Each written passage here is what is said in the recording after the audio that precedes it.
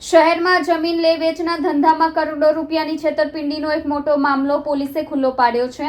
Economic offence સેલે એક ટોળકીનો પર્દાફાશ કર્યો છે, જે ગાંધીનગર સચિવાલય અને મહેસૂલ વિભાગના બનાવટી દસ્તાવેજોનો ઉપયોગ કરીને સરકારી જમીન સસ્તામાં આપવાની લાલચ આપતા હતા।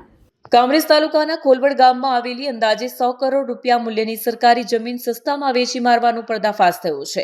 આ જમીન માત્ર 15 કરોડ રૂપિયામાં કાયદેસર કરાવી આપવાનું વચન આપી છેતરપિંડી કરી હતી।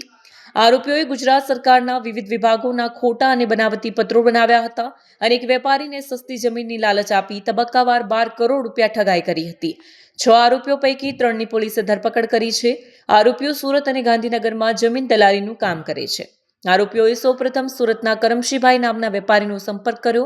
તેમણે વચન આપ્યું કે તેમની સચિવાલયમાં ઉપર સુધી પહોંચ છે અને તમામ કાયદાકીય પ્રક્રિયાઓ બાયપાસ કરીને જમીન અપાવી આપશે। આ લાલચમાં ફસાઈને વેપારીએ પૈસા આપ્યા, પછી બાદમાં છેતરપિંડીનો ભેદ ખુલ્યો છે।